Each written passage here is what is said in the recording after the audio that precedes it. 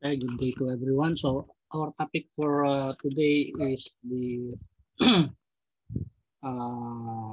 what we call this procedures or phases followed in polygraph technique. Okay. So there are several phases to follow in polygraph examination. Okay, ano yung mga procedure na sinusunod natin sa pagtanggap ng polygraph examination?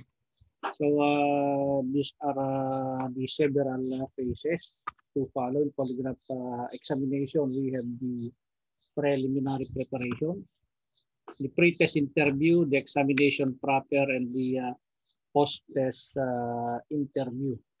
So in this stage, it includes the obtaining and evaluation of facts, determining areas the subjects need to be asked, and the investigator must furnish some documents sa forensic psychophysiologist. So ano yung mga dokumentong ibibigay ng investigator sa polygraph examiner. Okay. So these are the documents that the investigator must furnish to the examiner. Okay. We have the sworn statement of the suspect or the witness or witnesses, the victim and the complainant or complainant.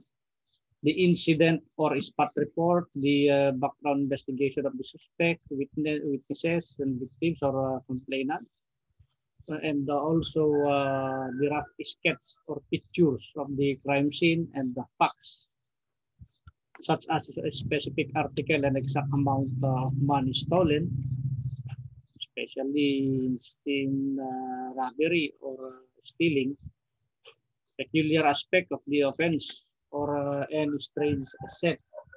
Ano ba yung mga unusual? Okay, yung mga kakaiba na nangyari sa paggawa ng krimen, exact time the offense was committed, known facts about the suspect's action or movements, the facts indicating any connection between the suspect, victims, and the witnesses. Ano ba yung connection ng bawat isa? Relatives ba yan, magkapatid, or boyfriend, girlfriend. Okay, exact type of weapon, tool, or firearms used in the commission of an offense.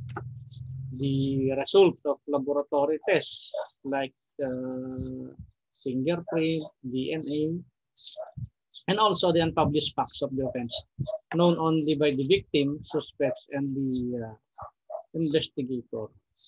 Okay, so these are the documents that the investigator must furnish to the forensic psychophysiologist. So in the preliminary preparation, the group involved in this stage are the victim or the complainant, the suspect, and the witnesses. So take note that it also includes in preliminary preparation yung tinatawag nating observation. The preliminary observation. The behavioral observations of the suspect begin from the time he enters the reception room, okay, until he is escorted into the examination room and must be recorded by a secretary or a receptionist.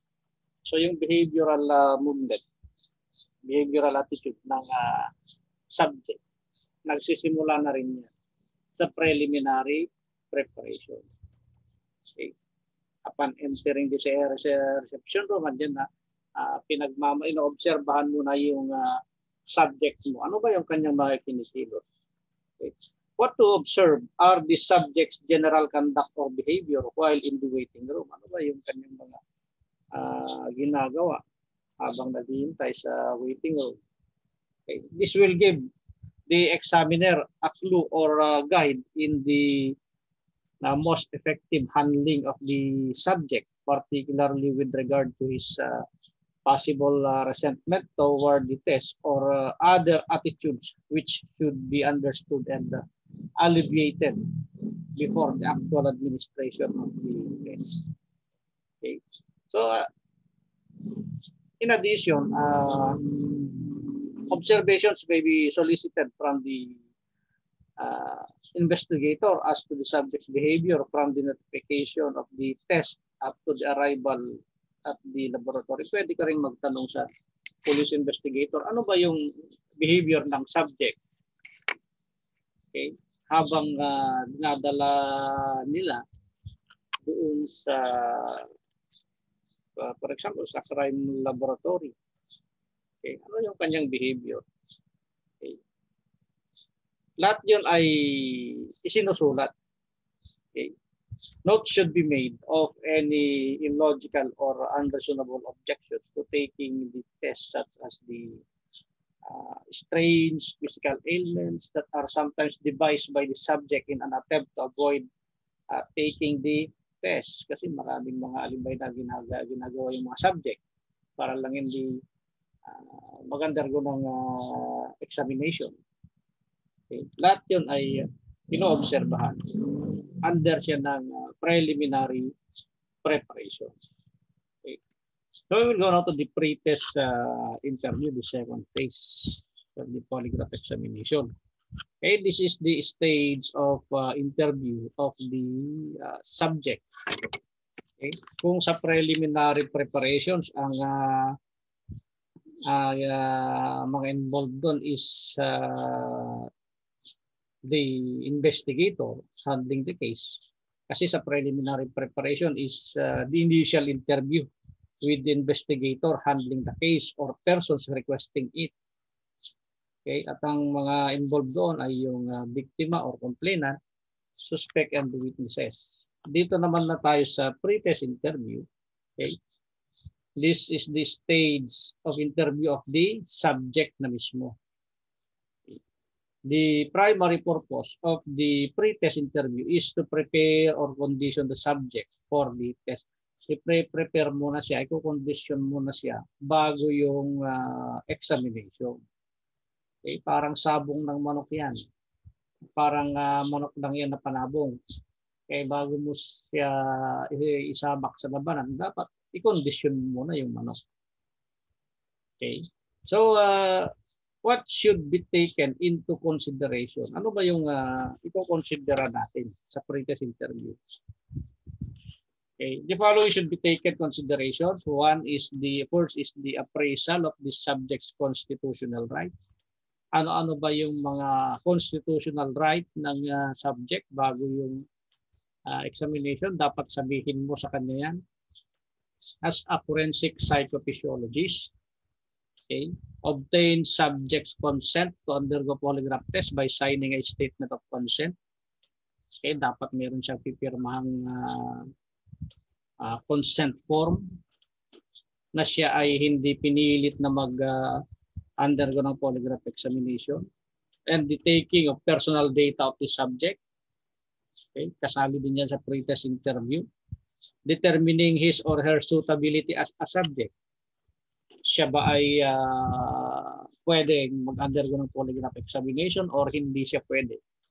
Okay, as I have discussed to you last meeting, that there are persons who can be and who cannot be subjected or recommended for polygraph examination.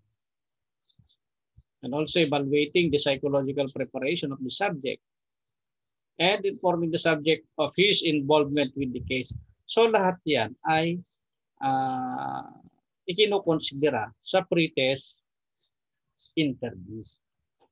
Okay? So ano-ano yung mga rights ng mga subject na dapat mong sabihin sa kanya? Okay? Ayan, karamihan dyan is nasa under sa Miranda Doctrine. Unang-una, the right to remain silent. Meron siyang karapatang manahimik. Anything he or she may say may be used in favor against or against him or her. The right to have a lawyer of his or her own choice, and also the right to refuse. Kasi meron siyang karapatang umayaw na mag-undergo ng polygraph examination. Okay? As earlier noted, that subjects will not be scheduled for examination when they are obviously fatigued or in ill health natin tawag natin. Hindi mo sila pwedeng i-undergo or i-schedule for polygraph examination kapag meron silang sakit or pagod na pagod o meron silang natamong injury. Okay? Kasi magkakaroon ng error sa polygraph examination result. And the examiner's interview with the subjects prior to the test is considerable important. Yung pag-interview ng examiner dun sa subject, napaka-important yan bago yung examination proper. Okay? Both for the purpose of conditioning the subject for the examination and also in order to provoke and observe the helpful indications of guilt and innocence which are often forthcoming at this time. Okay. So yan ay parte ng pre-test interview. So the following is the detailed outline of the pre-test interview, which has been found to be effective. Sabi nila, napaka-effective ito. Okay. We assume that the subject has already been advised of the fact that he is to be given a lie detector test. Okay, so ano yung dapat nating gagawin? Unang-una is, as the examiner enters the waiting room to request the subjects to accompany him into the examination room, the greeting which the examiner extends should be cordial but firm. Yan ang unang-unang ginagawa ng polygraph examination. Okay, para maging effective. Okay? Upon entering the examination room, the subject should be requested to sit down in a chair alongside with the instrument. Okay, so sabihin mo as a forensic psychophysiologist na, ma'am, sir, maupo po kayo dyan. Okay. Alongside with the instrument, and immediately thereafter, the examiner should proceed to the taking of the consent of the subject. Ayun, napapipirmahin mo na siya ng consent form that he is voluntarily na mag-undergo ng polygraph examination at hindi siya pinilit. Okay, then fill up the necessary data as in the interrogation log. So afterwards, inquire the subject whether he has been on a lie detector test before. Tatanungin mo kung nag-undergo na siya dati ng polygraph test. Okay? Yun lang tatanungin mo. Wala nang masyadong comment kung meron man siyang magkukwento man siya sa kanyang naranasan during his first test examination, kung meron ba siyang nakaraan. Okay? So if the subject has not told of the purpose of this appearance in testing laboratories, the examiner should explain that the lie detector test is desired for him as part of the investigation regarding the case. Sabihin mo sa subject mo kung bakit siya mag-undergo ng polygraph examination. That is a part of the investigation. Kung wala mang nagpaliwanag sa kanya, bago yung pagpunta nila dun sa crime laboratory o sa laboratory, ikaw na mismo magpaliwanag sa kanya. Okay. So much time should be spent in the preliminary interview as the circumstances reasonably warrant. Okay. So after the pre-test interview is the examination proper or yung tinatawag nating in-test. Okay. After the pre-test interview kasi, the examiner should proceed to the placement or attachment of polygraph sensor. So, maglalagay ka na ng attachment niya, ng polygraph sensor na yan. Unang-una dyan is the first to be attached is the pneumograph. Okay? Pneumograph 1, especially pneumograph 1 on the should be attached on the thoracic or chest part of the subject, pneumograph 2 to the abdominal cavities, abdominal part. Okay, and then after that, it followed by the cardiosphygmograph and the blood pressure cuff should be wrap around the upper arm or bicep, specifically in the left upper arm kasi mas malapit ang puso doon. And then the two finger electrodes, okay, is being attached to the index and ring finger to record the skin resistance of the subject. Okay, that is the procedure in the attachment. Yun yung pagkakasunod-sunod. Okay, so meron lang typographical error. Ito ay examination proper. Kulang ng in. Okay. And the cuff is then inflated to a point approximate midway between the systolic and diastolic blood pressure. Pero karamihan ang ginagamit nila is 60. Is the normal air dun sa blood pressure cuff. Okay. And the synchronous motors carrying the paper upon which blood pressure pulse, respiration recording are made is then set in motion. Yung synchronous motor na yan na yung tinatawag nating chart drive motor or yung chemograph. Okay. So, and also during the test, the subject is informed to answer the question by either yes or no only. As a forensic psychophysiologist, sasabihin mo, i-instruct mo sa subject mo,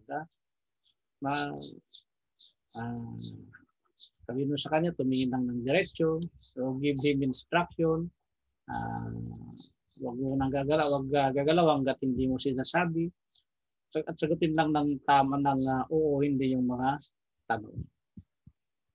Yun lang ang inform mo that usually the duration of giving instruction is 5 to 10 seconds prior to the first question. Okay. And then the other question follows after or at the interval of 15 to 20 seconds. But ginagawa ng iba is 25 seconds interval in every question. Okay. So it should be taken note that the questions may be written in advance of the test or in the course of the test during the intervals between the asking of each question. Okay. Because the phraseology of the test question is an extremely important aspect of examination.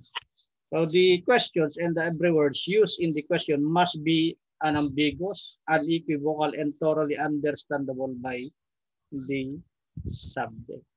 Okay, dapat naintindihan ng subject yung mga tanong, especially kung anong lingwahe yung kanyang gamit. Yung lingwahe yung kanyang naiintindihan.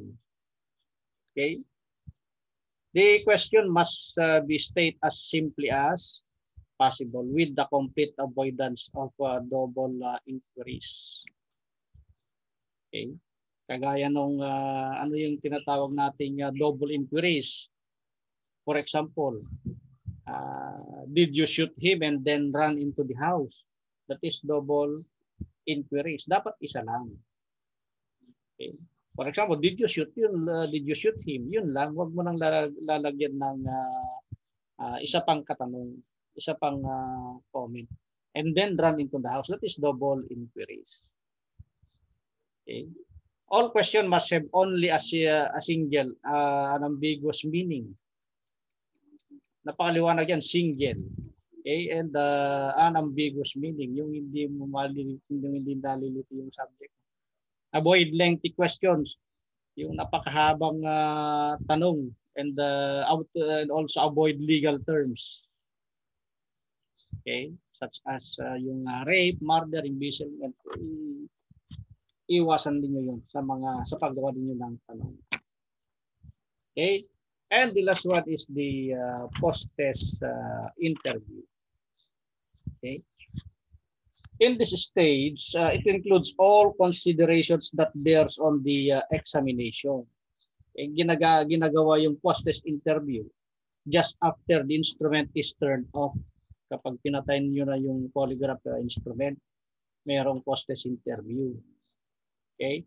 If the polygraph test result indicates deception, the examiner will then proceed to conduct a short interrogation. Kapag meron kang Kaya magkakandak ka sa polygraphic short interrogation sa subject. Bakit? Ano ang purpose ng short interrogation na yun? The purpose of which is to obtain the confession of the subject. That is the purpose. So however, if the polygraph indicates that the subject is innocent, kapag innocente, wala namang signs of deception, the examiner will just release the subject cordially and thanks him or her for his or her cooperation. Ma'am, kapag walang sign of deception, sabihin niyo, ma'am, thank you po sa cooperation po ninyo. Yan lang ang gagawin ninyo. Wala nang further questioning kasi wala namang signs of deception. Okay. Kung meron lang sign of deception, saka lang kayo magkakaroon ng short interrogation to obtain his confession. Okay. The purposes of further questioning after the test is to clarify the findings, to learn if there are any other reasons for the subjects responding to a relevant question other than the knowledge of the crime, and to obtain additional information and an admission for law enforcement purposes if the result suggests deception. Okay, so these are the phases or procedures being followed in polygraph examination. Okay, so thank you and God bless.